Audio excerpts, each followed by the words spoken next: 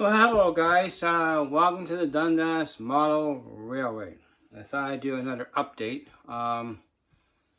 This is probably 7.25 if you're keeping count. I wasn't though. Since my last video, I've started the track, I guess you call it the track. I've been working on the elevations at the rear of the layout. I've made a few changes in the track plan because there's not enough room for some stuff to fit, so I've taken it out. I'm going to point the camera to where I worked on, and I'll point it toward the my layout on the wall, and I can point out what I eliminated. Just not seems reasonable to leave it there, so I took it out. So yeah, so we're making some progress.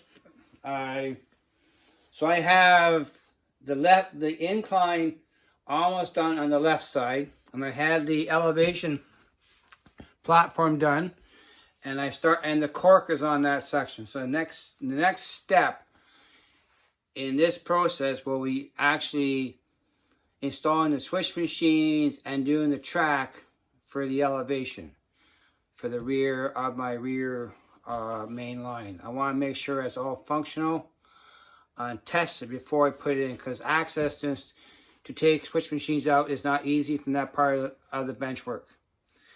And I'm using the Walters horizontals. I got 4 of them, and we'll test them out and get them all working. So I'm going to turn the camera around and we'll go. I also got a mail call too. I got some few more rolling stock to add to the collection. I only have a couple, so it ain't too bad. So let me pause this, and I'm going to turn it around and face the left side of the layout where the incline is. So hang on for a minute, guys. Okay. So I got the camera tilted down toward the incline. So I decided to, I used the Woodland Scenics 2% incline starter kits. So I'm only raising 1.5 inches. So I only needed 3 steps in using those kits. But I discovered 1/2 inch foam is not really 1/2 inch. It's almost 9/16. So I had them do some sanding to the pink foam to make it blend better. And I also cut a piece of plywood to go on top of the incline to give me a better, smoother roadbed for trains.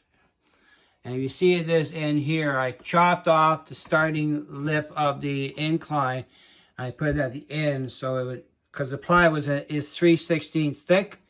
So I cut the starter kit accordingly so I can affix that bit of a step up. I'll cover that in with some plaster or something like that to make it smooth it out. You won't see it once the cork goes down. So I say that's 90% done. I still got to fasten on the roadbed, but I want to get the center section done first before I do that. So I'm going to rotate the camera toward that there. So there is the incline. So camera will fall over on us. So this is my Walters crossover right there. So I did the cork, and I think I have about 4 feet between the outer loop of the crossover, and the back one's probably about 5 feet. So it's pretty good. Now, one thing I gotta tell you too, the track centers on the crossover are 2 inch.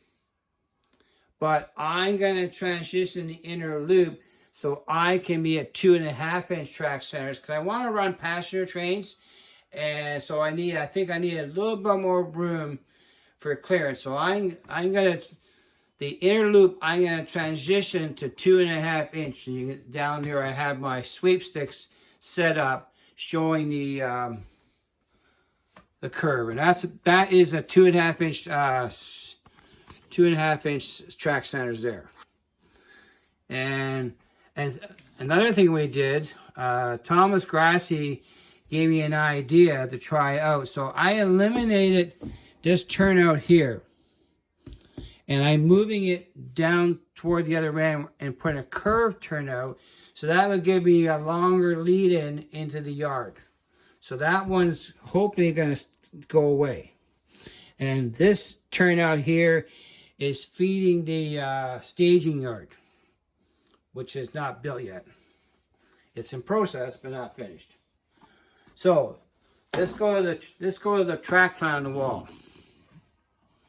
So you're pointing at the wall. So what I've done is I get a marker and I'm going to scratch it out. My original track plan, we had a loop right here and right here. I took that out. It's not enough room here to fit. So it's gone. And I got rid of this track here is going too. For the town, let me turn the camera toward you can see that part. It just seems not enough track because of the elevation here, this track's going to be hidden too much. And it's only about 3 feet of straight track, and I can't see the sense of having a track for the station, and it won't hold any trains. So I'm just going to take it out. It's gone. And I also moved this turnout here. It's now down here, so I can have more yard lead track, so I can get a longer train into the yard. So I eliminated that, and so that's where he is on that portion. Now, when I cut the plywood for the left side, I traced it and did a second one for the right side. Now I'm going to go for a walk, and you'll see it over here. So there is the plywood circle. Now this is going to be an incline. Because I have more room at this end, I can make it a little bit longer. And of course this end's a little bit longer too, so I have a little more straight track on the back side. So I've done that.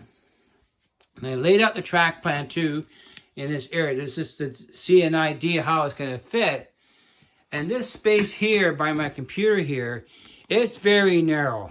I had to make some compromises because of that square in the corner, which is my outside porch.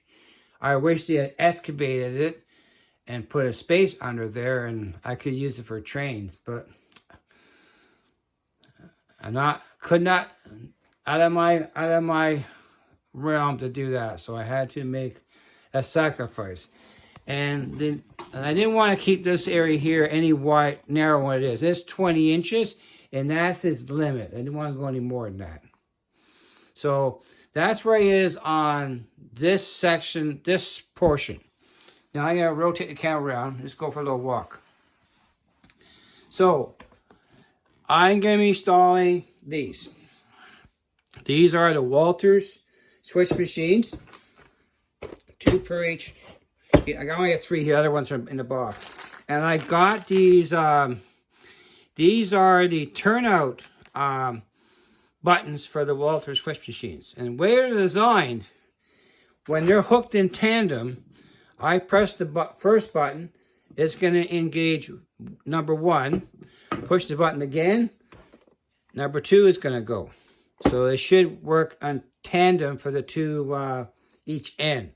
And I will make a custom fascia panel and literally mount it to the side of the fascia at the point. So that's where I is. So that's the next step I'm going to be working on this week. Hoping to be ready for next week. And I'll start doing the other incline. But I also am waiting for an order to come in for the incline starter kits. I need it more. So that's where it is on that. So that's what I've done this week. Also too, tomorrow night, 7 p.m. live on my channel. And we'll go through some of the stuff that I didn't review in this video here. Questions we'll go over it again. But it's progress. Now, mail call. I did a little shopping. I've been looking for these these hoppers for a while, and I came across a couple. These are the Intermountain, I guess they call them the circus car or the rainbow cars. So I've been looking for a couple. Apparently Repeato made one too, but I haven't seen Repeatos. I do have one in Bachman, but I think the Intermountain's a little bit better. And I got 2 of those. They're both the same road number. That's okay. I'm not worried about that. I'm not prototypical anyway. I just gonna run trains. So I got those off a marketplace seller. I also picked up a pair of these Railbox 50-foot box cars. And I got these from Paris Junction Hobbies in Paris, Ontario. I got a pair of those. I like these Railbox box cars, so I've been trying to get a bunch of those put together. So I got 2 of those.